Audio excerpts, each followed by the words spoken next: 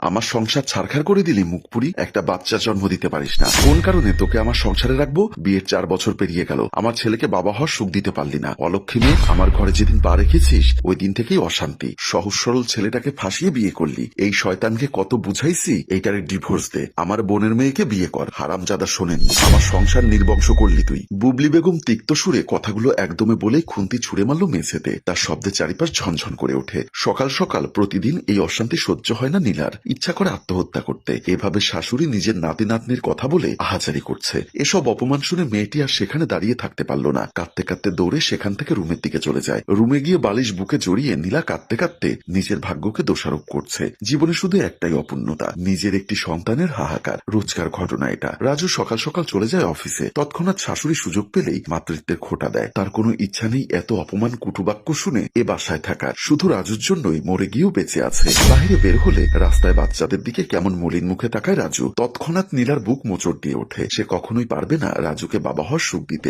যদি 1% আশার আলো দেখতে পেত, তবে নিজের জীবন বাজিয়ে রেখেও ওই সন্তানকে পৃথিবীর আলো দেখাতো। নীলার কান্নার মাঝেই আবারও চিল্লিয়ে উঠল তার শাশুড়ি দরজার বাহিরে। বয়স হচ্ছে আমার, এখনো নিজের কাজ করতে হয়। আর এই মহারানী শান্তিতে খাবার গেলে বলি কি লজ্জা করে না? কোথায় এই বয়সে নাতি নাতনি নিয়ে খেলবো, সময় কাটাবো, ওই কপাল কি আর আমার আছে? মুখপুরি সব শেষ করে দিয়েছে। এই সোনার সংসার ধ্বংস করতে এসেছে। এত অপমান করি তবুও সহ্য করিস কিভাবে? আমার ছেলেকে ডিভোর্স দিয়ে চলে যেতে পারিস না? নীলা কথাগুলো শুনে তৎক্ষণাৎ চোখ বন্ধ করে নেয়। সে আর শুনতে পারছে না কথাগুলো। বের না হলেও সমস্যা এখন। তাই সে মলিন মুখে বিছানা থেকে নেমে দরজার দিকে চলে যায়। মলিন মুখে বের হলো রুম থেকে। তাকে দেখে ওর শাশুড়ি নাক ছিটকালো। দেখে মনে হচ্ছে ক্রোধে ফেটে পড়ছে। তীক্ষ্ণ সূচের মতো চোখ দুটি দেখে ফিচেল হাসলো নীলা। এসব আচরণ আজকাল শুয়ে গেছে, কষ্ট হয় না। তার শরীর ঠিক থাকলেও ভেতরে ভেতরে সূচের আঘাতে জর্জরিত। সে রান্নাঘরের দিকে চলে যায়। সে রান্নাঘর থেকে আলগোছে বাসন হাতে নেয় ধোয়ার জন্য। তৎক্ষণাৎ মহিলাটি এসে নীলার হাত ঝাটকা মেরে বাসন ছিনিয়ে নিল। ছ্যাদ করে উঠে তার হাত মুচড়ে বলল, এই অপয়া হাত দিয়ে আমার সংসারের একটা জিনিসও ধরবি না, তুই বেরিয়ে যা আমার বাসা থেকে। নীলা হাত ছাড়িয়ে শক্ত গলায় বলল, আপনার ছেলে যতক্ষণ আমাকে ডিভোর্স না দিচ্ছে আমি এক পাও নড়বো না। বুবলি বেগম রক্তচক্ষু নিয়ে তেড়ে গেল। তো সাহস তো কম না, প্রতিদিন এত চিল্লাচিল্লি করেন, আপনার কি গলা ব্যথা করে না? বুবলির রাগ ধপধপ করে বেরিয়ে আসতে চাইল। নীলা পাত্তা না দিয়ে রান্নাঘরের কাজে লেগে পড়ে। বুবলি বেগম তৎক্ষণাৎ চিৎকার করে বলল, তুই আবার জিনিসে হাত দিলি? ওই অপয়া হাতে কিচ্ছু ধরবি না, অমঙ্গল হবে আমার সোনার সংসারে। তুই বের হ রান্নাঘর থেকে। প্রতিটি কথা নীলার হৃদয়কে ক্ষতবিক্ষত করে দেয়। মনে হয় কেউ ছুরি দিয়ে এফর ওফর করছে। নীলা নিজেকে সামলে জবাব দিল, আপনি তো একটু আগে বললেন আমি কোনো কাজ করি না, আবার কাজে হাত দিলেও জ্বলে ওঠেন। কি করব আমি? মুখ বুঝে খোটা শুনবো? খেতে বসলে খোটা, কাজে হাত দিলে খোটা। আমি করব কি? আপনি কি চাইছেন? জানিস না কি চাই? প্রতিদিন চিল্লিয়ে বলি শুনিস না?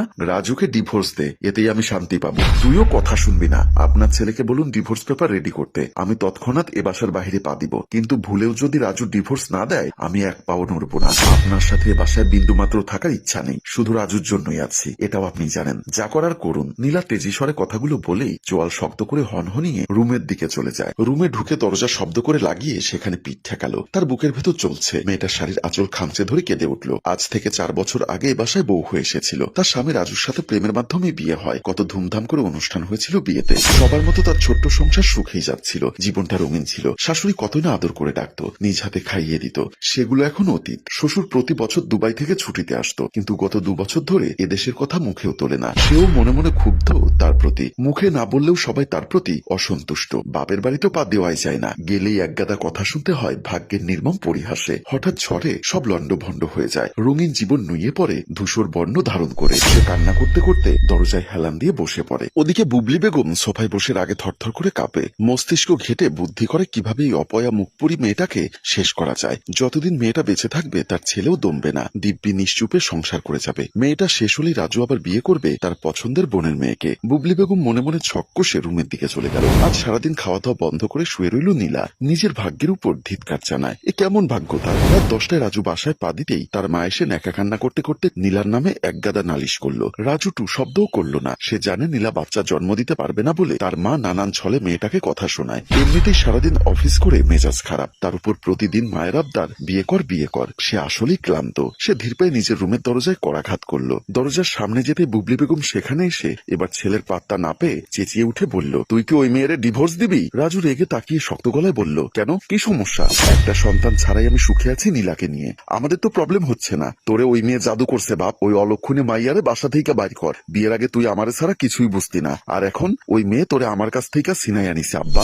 একবার নিজের ভবিষ্যৎ ভাব, এমনি কি জীবন চলবো? আমি তোর মা, আমি আবার বিয়ে করাবো তোরে, ওর থেকে ভালো একবার খালি রাজি হয়ে যা। তৎক্ষণাৎ নীলা দরজা খুললো। রাজু বউয়ের মলিন মুখের দিকে তাকিয়ে দাঁতে দাঁত চেপে দেওয়ালে ঘুষি দিয়ে বলল, একজন নারী হয়ে অন্য নারীকে কিভাবে আঘাত দিতে পারো? বিবেকে বাধে না? এসব বলতে বুক কাঁপেনি? আজ যদি তোমার ছেলে সমস্যা থাকতো তখন আমাকেও এভাবে অপমান করতে পারতে। শুধু নীলা বলে মুখ বুঝে সহ্য করে। তোমাকে 1000বার বলা হয়েছে আমি কখনোই নীলা ব্যতীত কাউকে বিয়ে করব না, তবুও নিত্যদিন এসব বলো। বিরক্ত লাগে আমার। সারাদিন গাধার মতো খেটে বাসায় ফিরি শান্তিতে থাকতে, তুমি তাও থাকতে দাও না। যদি সত্যি আমাকে ভালোবাসো আজ থেকে ওসব তুমি ভুলে যাও। রাজু একদমই কথা বলে ঘন ঘন শ্বাস ফেললো। ফের বলল, নীলার মতো কেউ আমায় ভালোবাসবে না। তাছাড়া ওর মনের অবস্থা কখনো জানতে চেয়েছো? মায়ের মতো একটু স্নেহ মাথায় হাত বুলিয়ে দিয়েছো। মেয়েটার হৃদয় কত কষ্ট, কত হাহাকার। না, তুমি এসব করবে না। ভাঙা হৃদয় আরো ভেঙে গুড়িয়ে দিবে। শুধু আমি প্রতি রাতে অনুভব করি নীলার চোখের পানি। মা হওয়ার অধম ইচ্ছা। আমি কখনো অসহায় সুযোগ নিয়ে অন্য নারীকে বিয়ে করব না। নীলার চোখে পানি। সে ঠোঁট কামড়ে দীর্ঘশ্বাস ফেলল। এই মানুষটার জন্য সে আজীবন